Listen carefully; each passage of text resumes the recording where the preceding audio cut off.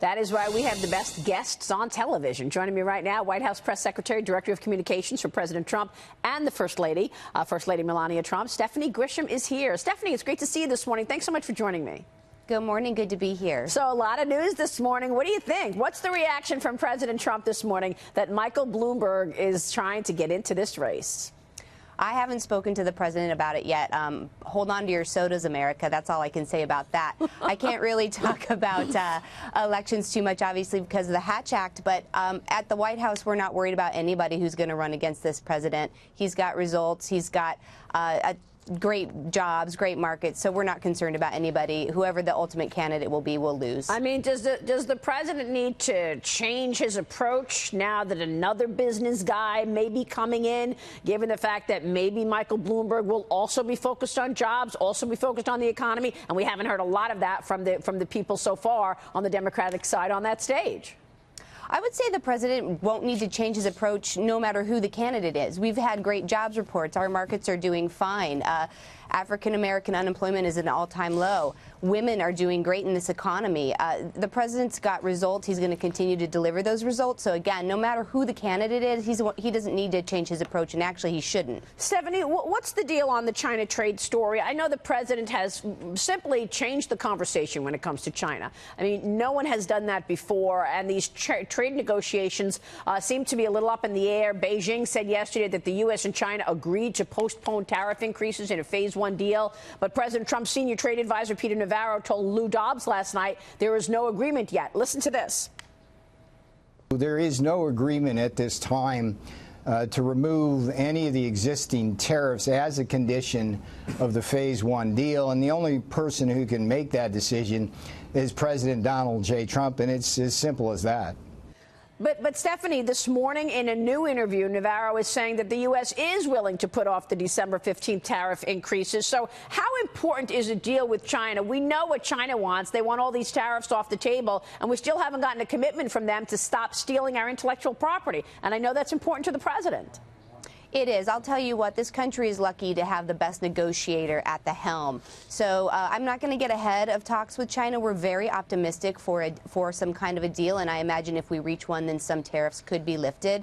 But I don't want to get ahead of anything while negotiations are still ongoing. Meanwhile, the president faces the Democrats and this impeachment inquiry day in and day out while he's trying to get things done. Fox News has learned that former Ukraine ambassador Marie Yovanovitch communicated with a Democratic staffer about a time-sensitive matter using her personal email account. These emails coming just 2 days after the whistleblower complaint that led to the impeachment inquiry. How is the president getting all of this done in the face of the Democrats taking all the oxygen out of the room about impeaching him? Well, I'll tell you, the president continues to work, and it's unfortunate that the Democrats, as you just said, are focusing only on impeachment. We're missing out on a lot of work that can be done on behalf of this country. The fact that the whistleblower has now his attorneys who, since the day the president took office, were tweeting about a coup and how they had to get the president out of the office should be of concern to a lot of people. But the president's going to continue to work. We've got to try and get USMCA passed. We've got to try to pass a budget for this country. We've got to fund our military. I would just implore the Democrats to understand that the president did nothing wrong. Their sham impeachment has not worked. It's not going to work. Let's all try to get to work for the country and do some positive things. Well, this is on top of the 2-year hysteria over potential collusion between Donald Trump and the Russians, which turned out to be nonsense as well. Now we're all up in arms about this Ukraine phone call. Do you think we will see any legislative progress? Will USMCA get passed? What about infrastructure that was on the president's priority list a year and a half ago? What will get done in your view? I hope so. I don't know what will get done. That will be up to the Democrats. You know, Congress, once again, isn't even working right now. All they're doing is working on impeachment. The Dems are. They've got to get to work, and they've got to know that the American people are paying attention. There are people whose lives are at stake in terms of their paychecks, in terms of their everyday household income. So the president knows that things need to start happening. The Dems seem to not care, and we'll just see what happens. Well, I think you make an important point, because the expectations are that USMCA would create 100,000 jobs or 175,000 jobs. I'm hearing different numbers. So you do make a good point in terms of people's lives are on the line, and their jobs with this legislation up in the air. Look, I know you also represent the First Lady. First Lady Melania Trump visited a Boston hospital this week. She talked about the program that uses cuddling to help infants born addicted to drugs or alcohol. But over 200 workers stood outside protesting her visit. Stephanie, what can you tell us about that? And what is the First Lady up to in terms of her priorities?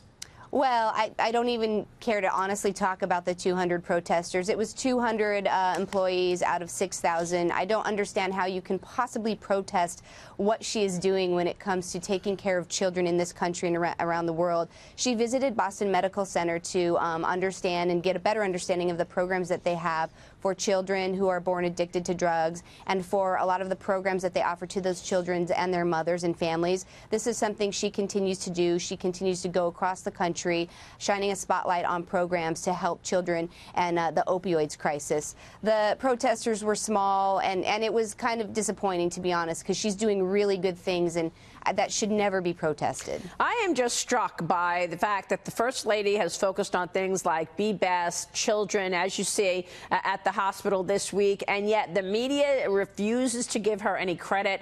You know, she looks absolutely beautiful in the way she handles herself, and her dressing the way she does, and the fashion magazines also blow her off. I mean, what do you think is behind this? I mean, it's the liberal media. By this time, I believe the former First Lady, prior to our administration, had been on 4 or 5 magazine covers. But the great thing about Mrs. Trump is she doesn't care. She doesn't look for that kind of attention. She's really focused on Be Best, and she's really focused on helping children in this country. So she'll continue to do that. She doesn't need the attention. She doesn't need the nonsense. She's a very strong woman, and she represents our country so very well. So going into 2020 now, obviously 2020 race is on. Stephanie, what's going to be the priority in terms of what the president and Mrs. Trump will communicate to voters over the next year? What's going to be the campaign ad, if you will? Well, the campaign should definitely answer that question, but I know the president will continue to work and continue to focus on the things he's been focusing on: helping veterans, building our military, keeping our economy strong, keeping jobs numbers growing. He's got so many great things that he's doing. He's going to continue to deliver results for the country, and that's what he's really, really focused on. Stephanie, it's good to see you this morning. Thanks so much. Thank you. Have a great morning. And to you, Stephanie Grisham, joining